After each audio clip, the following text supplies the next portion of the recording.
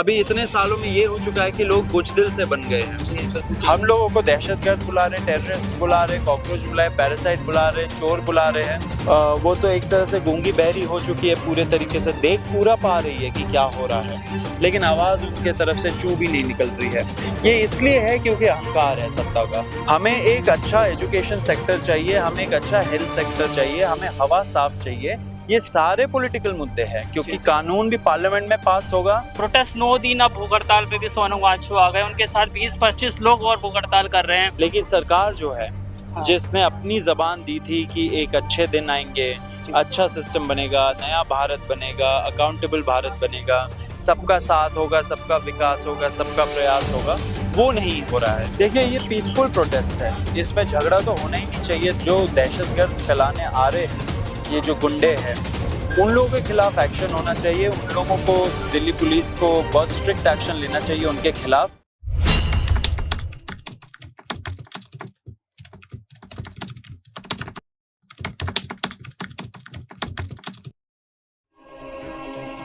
देश दुनिया की हर बड़ी खबर के लिए अभी सब्सक्राइब करें इनक्रेडिबल भारत न्यूज लाइव।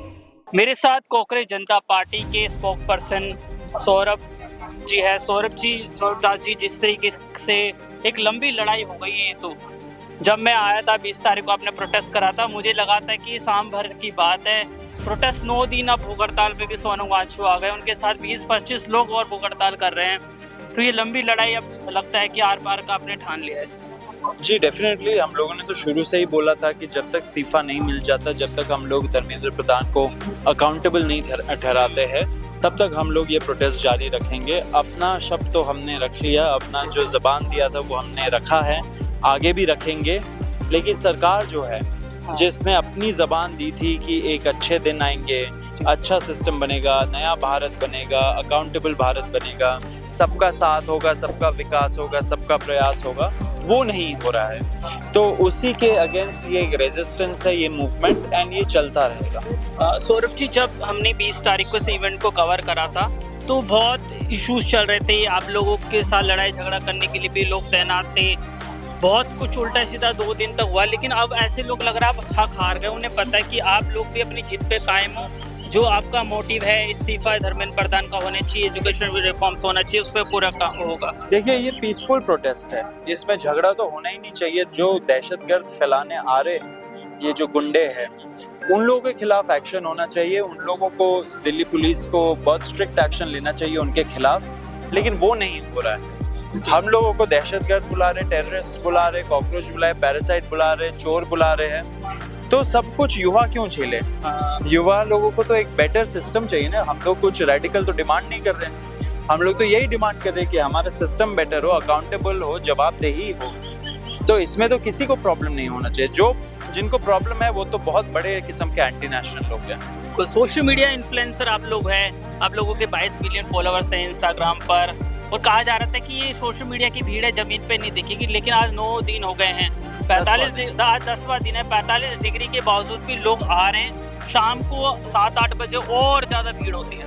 हमें बहुत सारे लोगों ने बोला था कि इतनी गर्मी में आप प्रोटेस्ट मत करिए, स्पेशली ये जो बैठने वाला, रात भर रुकने वाला प्रोटेस्ट है, वो मत करिए। लेकिन प्रोटेस्ट ऐसे कैलकुलेटेड हिसाब से तो नहीं होता है। क्या यहाँ पे दिल्ली पुलिस ने लगा रखा है 10 से 5 कि 10 से 5 आप धरना प्रदर्शन करिए और फिर आप घर घर अपने निकल जाइए वॉक के। तो लेकिन अगर 10 से 5 हमारे ऊपर रूल लगा रहे हैं, तो क्या हम रूल नहीं लगा सकते उनके ऊपर कि 10 से 5 के अंदर अगर हमारा जो समस्या है वो हल कर दो? वो रूल भी तो होना चाहिए, दोनों तरफ से ताली बजनी चाहिए। क्यों उनके तरफ से ही रूल है ऐसा?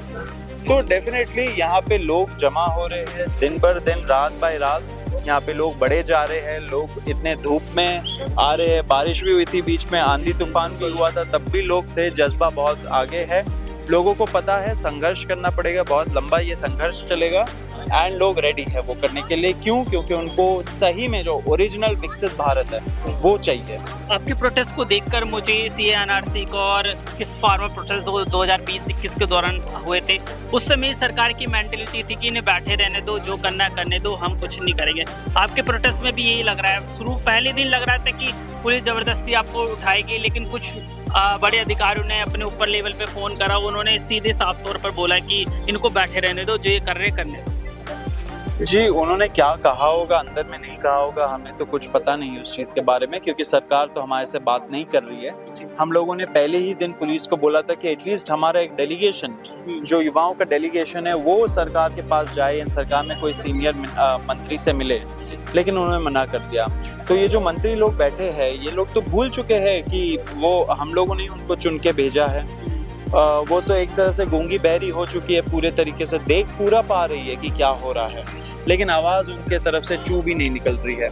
ये इसलिए है क्योंकि अहंकार है, सत्ता का अहंकार आ चुका है कि उनको इतने सीट मिल रहे, इतने स्टेट्स मिल रहे हैं, एमपी खरीद पा रहे हैं 50 करोड़ दे के, 80 करोड़ दे के एमएलएस खरीद रहे हैं। इस चीज़ का अहंकार है उनके अंदर, लेकिन वो भूल रहे हैं कि अगर 65% युवा यूनाइट हो जाए, एकजुट हो जाए, तो फिर उनको झुकना पड़ेगा और उनको हटना भी पड़ेगा। एंड ये हो रहा है, बहुत जल्दी ये होने वाला है। मैं धर्मेंद्र प्रधान को एक इंटरव्यू में सुन रहा था, वो कह रहे थे कि आप लोगों के प्रोटेस्ट जो है पॉलिटिकली मोटिवेटेड है। पॉलिटिकली मोटिवेटेड क्या होता है? अगर पूरा सिस्टम पॉलिटिकल है तो पॉलिटिकली ही मोटिवेटेड होंगे सब लोग। हमें एक अच्छा एजुकेशन सेक्टर चाहिए, हमें एक अच्छा हेल्थ सेक्टर चाहिए, हमें हवा साफ चाहिए। ये सारे पॉलिटिकल मुद्दे हैं, क्योंकि कानून भी पार्लियामेंट में पास होगा, जो चुन के गए हैं पॉलिटिकल प्रोसेस के थ्रू वो पास करेंगे, इम्प्लीमेंट भी ऑफिसर्स करेंगे जो पॉलिटिकल मास्टर्स के सुनते हैं। अगर कुछ नहीं होता तो कोर्ट जाएंगे, वो भी पॉलिटिकल इंस्टीट्यूशंस है। तो अगर पूरा सिस्टम ही पॉलिटिकल है तो जवाब भी पॉलिटिकल ही होगा, मोटिवेशंस भी पॉलिटिकल होंगी, एजेंडा भी पॉलिटिकल ही होगा। तो ये सब जो लोग बोलते हैं, ये मिनिस्टर्स ऐसा अगर बयान दे रहे हैं, तो उनका थिंकिंग क्या है, वो क्या कितने पढ़े लिखे हैं, कितना उनके अंदर ये सिस्टम समझते, उसका एक कमेंट है ये चीज़। सौरभ जी, जब आपका प्रोटेस्ट था, ये सिर्फ यूथ से रिलेटेड नहीं रहा, अब हर एक वर्ग का लोग इसमें शामिल हो रहे हैं। फार्मर्स आप लोगों के साथ में आ रहे हैं। आने वाला जो समय है, फार्मर्स बड़ी संख्या में आपके साथ जुटेंगे। मैंने कुछ बड़े किसान लीडर्स से बात करी थी, उन्होंने कहा कि वो आपको सपोर्ट करेंगे। देखिए, बिल्कुल सबको यूनाइटेड होना चाहिए, क्योंकि लोकतंत्र अगर ऐसे चलाया जा रहा है तो मुझे नहीं लगता कोई फार्मर हो या कॉर्पोरेट इंसान हो, कॉर्पोरेट में काम कर रहा हो, जर्नलिस्ट हो या स्टूडेंट हो, उसको एक्सेप्ट करना चाहिए। ये देश हम सबका है, हम लोग इस देश को बनाते हैं। अब टाइम आ चुका है कि हम जो सिस्टम ऐसा बनाया गया है उससे डरे नहीं कि लाठी खाना है लाठी खा लेंगे, जेल जाना है जेल भर देंगे, लेकिन एक नया, एक तरह से क्या बोलते हैं, मूवमेंट हमें चाहिए, जिससे हम लोग इस देश के लोकतंत्र को फिर से वापस लाए, अपने दिलों में वापस लाए। अभी इतने सालों में ये हो चुका है कि लोग बुज़दिल से बन गए हैं, बहुत ज़्यादा उनके अंदर फियर आ चुका है, डर पैदा करके, डर का माहौल बना के, भय का माहौल बना के उनके अंदर डाला गया है। उसको ओवरकम करना है, ये मूवमेंट उसका जवाब है। ये कुछ लोग बोलते हैं कि मूवमेंट आप लोग पुलिस से नहीं भिड़ रहे हो, पुलिस से आप लोग धक्का मुक्की करके मार्च नहीं कर रहे हो, कुछ हो नहीं रहा है, यहाँ पे बैठे हो आप लोग। लेकिन सारे आंदोलन का ये जवाब नहीं होता है। कुछ आंदोलन होते हैं जहाँ पे आप एक सेफ स्पेस बनाते हो। यहाँ पे लोग देश भर से आ रहे हैं, 70-80% क्राउड यहाँ पे जो है वो फर्स्ट टाइम प्रोटेस्टर्स का है। उनको जो एक्सपीरियंस मिल रहा है, उनको जो अपने संविधान के अधिकारों के बारे में पता चल रहा है, उनको जैसे जैसे लोग यहाँ पे देखने को मिल रहे हैं, बात कर रहे हैं, एक सपोर्ट सिस्टम बन रहा है। एक आंदोलन का ये भी लक्ष्य होना चाहिए कि वो ऐसा स्पेस बना पाए, क्योंकि ऐसे स्पेसेस बहुत कम हो गए हमारे देश में। ऐसे स्पेसेस को रेस्ट्रिक्ट कर दिया गया है, 10 से 5 का टाइम लगा के रेस्ट्रिक्ट कर देते हैं। 2 घंटे हो जाते, पुलिस ऑलरेडी बोलती है, शुरू करती है कि आप लोग निकलो यहाँ से। क्यों? क्योंकि वो नहीं चाहते लोग एकजुट हो, यूनाइट हो एंड कुछ हो। तो वो उसको भी रिक्लेम करना है, उसके लिए भी ये मूवमेंट है। हमने अन्ना का अनशन भी देखा, तो आपका ये प्रोटेस्ट, आप तो गांधीवादी बातों पे चढ़ रहे हो, गांधीवादी प्रोटेस्ट है, आपके बीच में कुछ भगत सिंह भी है जो क्रांतिकारी लाने की कोशिश करते हैं। अन्ना का जो प्रोटेस्ट हुआ था, लोकपाल बिल की उन्होंने बात करी थी, और आपको मैं बता दूं, धर्मेंद्र प्रधान का इस्तीफा होगा ऐसा लोग मान रहे हैं, लेकिन उन्हें कोई और मंत्रालय मिल सकता है। देखिए, धर्मेंद्र प्रधान का जो रेजिग्नेशन है वो तो एक बैटल है, लेकिन बैटल आप कुछ दिनों में, कुछ हफ्तों में, कुछ महीनों में जीत सकते हो। लेकिन जो वॉर है वो वॉर है एक अच्छे, ट्रांसपेरेंट, अकाउंटेबल, आंसरेबल सिस्टम के लिए। वो तो लंबी लड़ाई है, वो लंबा संघर्ष है, सब लोगों को ये समझ में आता है। यहाँ पे पढ़ा लिखा युवा बैठा हुआ है, वो मंत्री लोग होंगे जो घटिया किस्म के कमेंट्स कर देते होंगे, नीच किस्म के व्यवहार करते होंगे, लेकिन यहाँ पे जो युवा बैठा है सब पढ़े लिखे लोग हैं, उनके सपोर्टर्स पढ़े लिखे लोग हैं, उनको पता है संघर्ष लंबा है, टाइम हमें लगेगा, लेकिन ज़रूर हम लोग एक अच्छा सिस्टम बना पाएंगे। धर्मेंद्र प्रधान अभी चले जाएंगे, हमें भी पता है कि कैसे कैसे लोग हैं, लेकिन जो भी नेक्स्ट एजुकेशन मिनिस्टर आएगा उसको ये ज़रूर पता रहेगा कि लोग अब हिसाब मांग रहे हैं, अब लोग घरों पे नहीं बैठेंगे, दिल्ली आना पड़े दिल्ली भी लोग आएंगे एंड आगे भी उनको उनसे जवाब मांगेंगे, तो वो प्रेशर भी बना रहेगा। लेकिन जो एक हम लोगों को ये मेंटालिटी चेंज करना है, ये जो अहंकार आ चुका है उस कैरेक्टर को बदलना है, तो उसके लिए टाइम लगेगा एंड वो बदलेगा एंड ऐसे लोग निकलेंगे भी सिस्टम से। एक आखिरी सवाल, आपकी इस प्रोटेस्ट ने कहीं ना कहीं मुझे जो लगता है यूथ को एंगेज करा है। मैंने बहुत इतनी पत्रकारिता करते हुए 8-9 साल हो गए, बहुत प्रोटेस्ट देखे, लेकिन यूथ को एंगेज करके आप लोगों ने रखा इतने लंबे समय तक। आज का यूथ जल्दी से किसी से अटैच नहीं होता है, तो आपको क्या लगता है कि जो न्यू एजुकेशन रिफॉर्म्स की बात हुई थी 2020 में एनईपी आया था, उसमें बदलाव की ज़रूरत है या एनईपी को आप किस तरीके से देखते हैं? देखिए, बहुत सारे मुद्दे, बहुत सारी चीज़ों में बदलाव चाहिए। हमारे कोर्ट्स में भी बदलाव चाहिए, 5 करोड़ से ऊपर वहाँ पे केसेस लंबित हैं। जब युवाओं का यहाँ पे अपॉइंटमेंट के पेपर लेटर्स नहीं आते हैं, रिजल्ट डिक्लेयर नहीं होता है या लीक का कोई आशंका रहता है, तो लोग कोर्ट जाते हैं। लेकिन कोर्ट में भी ये होता है कि वहाँ पे जाके लंबित हो जाता है मैटर। वहाँ पे जो जजेस आजकल अपॉइंट हो रहे हैं, एकदम घूसखोर किस्म के लोग भी अपॉइंट हो रहे हैं जजेस। तो जब ऐसे लोग सिस्टम में बैठ जाए तो वो युवाओं के लिए भी काम नहीं करेंगे, बूढ़ों के लिए भी काम नहीं करेंगे, किसी के सिर्फ अपने लिए काम करेंगे। तो मुद्दे बहुत सारे हैं, मुद्दों पे हम लोग को काम करना पड़ेगा। एनईपी हो, एनटीए हो, एजुकेशन हो, जुडिशरी हो या पॉलिटिक्स हो, पार्लियामेंट नहीं चलता है, ठप रहता है हमेशा।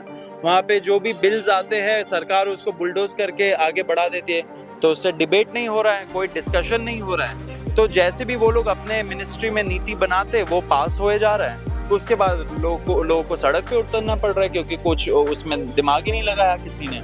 तो ये बहुत सारे मुद्दे हैं, बहुत इंटरसेक्शंस में मुद्दे हैं, सबको एड्रेस करना पड़ेगा, सबके बारे में हमें बोलना पड़ेगा। लेकिन अभी जो हमारा फोकस है वो एजुकेशन सेक्टर है। धर्मेंद्र प्रधान का रेजिग्नेशन है, वो हम लोग अचीव करें, उसको आगे बढ़ाए, उसके बाद सब कुछ हम लोग बात करेंगे। आखिरी सवाल, ये प्रोटेस्ट सोनू वांगचुक जी भूख हड़ताल पर बैठे हैं और भी लोग बैठे हुए हैं, धर्मेंद्र प्रधान का इस्तीफा हो जाता है, क्या प्रोटेस्ट खत्म हो जाएगा? और एक और चीज़, अभी मानसून का सेशन आने वाला है संसद का, क्या आप लोग अपने जो इश्यूज है पार्लियामेंट में कोई रेज करें? कैसे पॉलिटिकल पार्टीज से आप मिलेंगे, अपने इश्यूज उनको बोलेंगे? हम लोग डेफिनेटली जो अपोजिशन पार्टीज है एंड जो गवर्नमेंट में भी लोग हैं उनसे मिलने का प्रयास करेंगे। हम लोग जो अभी कंसल्टेशन कर रहे हैं, बहुत एक्सपर्ट्स, पॉलिसी एक्सपर्ट्स जिन्होंने दशकों अपने ज़िंदगी के दे दिए हैं एजुकेशन सेक्टर के लिए, उनसे भी कंसल्टेशन कर रहे हैं। तो एक 10 पॉइंट या 5 पॉइंट डिमांड चार्टर हम लोग निकालेंगे जो सब्सटेंशियल हो नेचर में, जो डिटेल में रिफॉर्म सजेस्ट करे एंड हम लोग ये सारे चीज़ें एमपीज़ को देंगे एंड उनको रिक्वेस्ट करेंगे कि ये मुद्दे पार्लियामेंट में भी उठाएं। एंड जहाँ तक ये प्रोटेस्ट का बात है, यहाँ पे सब लोग क्लियर है कि धर्मेंद्र प्रधान का रेजिग्नेशन ये प्रोटेस्ट का मुद्दा है, एजुकेशन सेक्टर बेटर होना चाहिए उसका मुद्दा है, लेकिन ये जंग बहुत लंबी है, ये वॉर है, ये वॉर हमें पीसफुल तरीके से लड़ना है, ये वॉर बहुत लंबा चलेगा एक अच्छे अकाउंटेबल ट्रांसपेरेंट सिस्टम के लिए। कुछ दिनों में, कुछ हफ्तों में, कुछ महीनों में ये नहीं अचीव हो सकता है, सबको पता है। बहुत दशकों का ये गंद है, वो साफ करना पड़ेगा। लेकिन जब युवा यूनाइट हो जाएंगे ये जल्द से जल्द हो जाएगा एंड लोग ऑलरेडी यूनाइट हो रहे हैं। बिल्कुल, यूथ यूनाइट हो जाएगा, सौरभ दास उसकी बात कर रहे हैं। और जिस तरीके का ये प्रोटेस्ट रहा कांग्रेस जनता पार्टी का, अब ये देख सकते हो कितने लोग, आज 10 दिन हो गए और 10 दिन के बावजूद भी हजारों लोग चित्र मंदिर पर इकट्ठा हो रहे हैं। अभी मैंने कांग्रेस जनता पार्टी के स्पोक पर्सन सौरभ दास से लंबी बातचीत करी है। साफ तौर पर उन्होंने अपना एजेंडा रख दिया है कि प्रोटेस्ट तब तक चलता रहेगा जब तक धर्मेंद्र प्रधान का इस्तीफा न हो जाए। उन्होंने बोला है कि आने वाले मानसून सेशन में जब संसद का सत्र चलेगा उस दौरान वो पॉलिटिकल पार्टीज से मिलेंगे, ऑपोजिशन के लोगों से मिलेंगे और अपने जो इश्यूज़ है वो पॉलिटिकल लोगों के साथ में शेयर करेंगे, ताकि जो भी स्टूडेंट्स की डिमांड है, यूथ की डिमांड है, वो देश के सबसे बड़े लोकतंत्र के मंदिर में उठ सके। एक लंबी बातचीत हुई है सौरभ दास के साथ में, कांग्रेस जनता पार्टी के स्पोक पर्सन है। आपको ये पूरा वीडियो उनका ज़रूर सुनना चाहिए। बहुत अच्छी बातें और पूरा विस्तार से उन्होंने बताया कि अब तक की 10 दिनों की यात्रा रही है प्रोटेस्ट की, वो किस तरीके से रही है। सोनुंग वाचुंग जो अभी भूख हड़ताल पर बैठे हुए हैं, उनका क्या विज़न है यूथ को लेकर और ये हड़ताल कब तक वो करेंगे, इन तमाम चीज़ों को बारे में सौरभ दास ने बताया है। इस एक्सक्लूसिव इंटरव्यू को देखने के लिए आप हमारे चैनल को फॉलो करें, सब्सक्राइब करें। इनक्रेडिबल भारत न्यूज़ लाइव के लिए महेंद्र कुमार शर्मा, कैमरामैन सत्यम कुमार झा के साथ।